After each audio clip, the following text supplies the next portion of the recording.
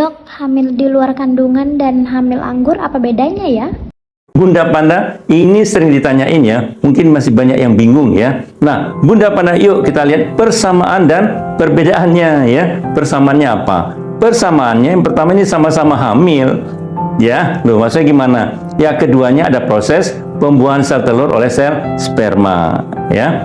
Terus ada sama-sama terlambat haid, sama-sama ada keluar mual dan muntah. Nah, terus perbedaannya di mana? Pada hamil luar kandungan itu biasanya janinnya itu ada, tetapi letaknya bukan di rongga rahim ya. Biasanya itu paling sering di saluran telur. Memang ada juga di tempat lain tapi jarang ya. Nah, normalnya setelah pembuahan sel telur oleh sel sperma di saluran telur itu ada bulu-bulu getar di saluran telurnya mendorong janinnya masuk ke rongga rahim. Nah, tetapi pada kasus hamil di luar kandungan tidak bisa didorong masuk ke rongga rahim, bertahanlah di saluran telur. Nah, paling bertahan sampai 8 minggu ibu udah rasakan sakit. Kenapa? Karena saluran telur itu kan kecil banget diameternya, paling 2 mm. Mana bisa menampung pertumbuhan janin ya. 8 minggu udah kesakitan, sampai maksimal 10 minggu biasanya itu udah pecah, terjadi perdarahan hebat, kondisi ibu menurun, tensi menurun, HB-nya drop banget ya. Nah, itu suatu kondisi yang gawat darurat. Sedangkan pada hamil anggur biasanya itu kejadiannya adalah di dalam rongga rahim dan biasanya itu nggak ada janinnya ya. Terus yang ada apa? Yang ada pertumbuhan yang sangat cepat dari trofoblast. Apa itu trofoblast? Trofoblast itu adalah jaringan seperti plasenta ya. Kalau normal dia akan menjadi plasenta. Tetapi pada kasus hamil anggur dia bukannya jadi plasenta, tetapi menjadi jaringan yang tumbuh sangat cepat. Dia bulat-bulat bersih cairan. Bentuknya bulat-bulat bersih cairan seperti anggur, rangkai-rangkai ya. Maka disebut dengan hamil anggur. Nah, hamil anggur ini dalam bahasa kedokteran disebut dengan mola hidati dosa. Nah, sebagian besar hamil mola ini tanpa janin sih disebut dengan mola hidati dosa komplit ya. Kadang-kadang ada juga hamil anggur disertai ada janinnya juga. Kita sebut dengan mola parsial. Terus penanganannya bagaimana? Penanganannya berbeda sih. Pada hamil luar kandungan, kalau sudah terdiagnosa, cepat dioperasi.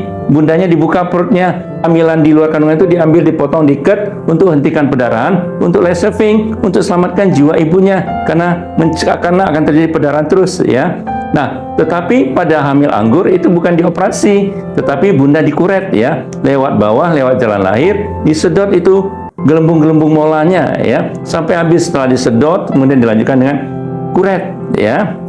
Nah, perbedaan lain lagi, kalau hamil luar kandungan ini setelah 3 bulan jaringannya sembuh, bunda boleh promil lagi ya. Nah, tapi konsultasi dulu ya ke dokter kandungan biar nggak kejadian hamil luar kandungan lagi ya. Tetapi kalau pada hamil anggur ini, mohon stop dulu, tunda kehamilan sampai dengan 6 bulan. Kenapa? Karena selama 6 bulan itu kita pantau kadar hormon beta HCG-nya.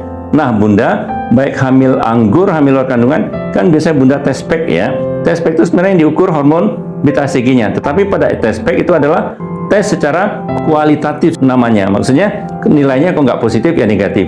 Tetapi pada kasus mola kita ukur secara kuantitatif, secara angka. Berapa persennya ya. Artinya hormon beta HCG itu akan diencerkan ya. Sampai pengenceran berapa kali masih positif dia. Nah, pada hamil normal termasuk hamil di luar kandungan ini, paling pengenceran 1/10 kali itu positif. Tapi pengenceran sudah sampai 1/100, 1/1000 itu sudah negatif. Tetapi pada kasus hamil anggur, pengenceran beta HCG-nya itu sampai dengan 1/3000 kali itu masih positif. Nah, dalam 6 bulan kita pantau sampai pengencerannya itu sudah negatif, sampai beta HCG itu sudah negatif, baru boleh hamil lagi. Kenapa, bunda? Ini lagi perbedaannya ya. Kalau hamil luar kandungan itu ya nggak bisa jadi kanker, tumor, enggak. Tetapi hamil anggur itu adalah salah satu jenis tumor. Dan 20-30%-nya itu bisa berkembang menjadi sel ganas, tumor ganas. Yang kita sebut dengan tumor trofoblast gestasional. Gitu ya. Nah, makanya dalam 6 bulan kita pantau. Kalau kita yakin tidak berkembang menjadi ganas, baru kemudian bisa diprogramkan untuk kehamilan yang berikutnya. Nah, pada hamil di luar kandungan ini, karena letaknya bukan di rongga rahim, kan berarti dia salah tempat ya. Kita sebut kehamilan yang salah tempat, salah alamat palsu gitu ya untuk mudah ingatnya. Sehingga disebut dengan kehamilan ektopik. Ektopik artinya berada di tempat yang salah, yang bukan tempat semestinya. Gitu ya bunda ya. Nah, perbedaan lain pada kasus hamil anggur, karena pertumbuhan trofoblastnya sangat cepat, sehingga keluhan mual muntah pada bundanya itu lebih berat, ya, lebih nyata. Dan juga pembesaran rahimnya lebih cepat. Bayangkan karena pertumbuhan jaringan trofoblast, jaringan yang mirip plasenta tadi itu sangat cepat, ya. Jadi pembesaran rahimnya, pembesaran perutnya melebihi umur kehamilannya, ya. Gitu ya Bunda ya. Terus angka kejadiannya bagaimana? Lebih sering sih kita menjumpai kasus hamil di luar kandungan daripada hamil anggur, ya. Nah, angka kejadiannya hamil di luar kandungan itu antara 1,3 sampai 2,4%. Artinya 1,3 sampai 2,4 kasus per 100 kehamilan. Tetapi pada kasus hamil anggur ini berkisar antara 0,6 sampai 1,1 dari seluruh kehamilan. Jadi kecil, ya. Nah, memang pada kasus hamil anggur ini lebih banyak terjadi pada kelompok sosioekonomi rendah, pada negara yang belum berkembang atau yang sedang berkembang. Tetapi pada kasus di negara maju, kasus hamil anggurnya lebih sedikit. Nah, Bunda Panda sudah tahu ya persamaan dan perbedaan hamil anggur dan hamil di luar kandungan, supaya nggak bingung lagi ya. Nah, Bunda Panda, semoga ini bermanfaat. Sampai jumpa pada video yang akan datang. Salam sehat selalu.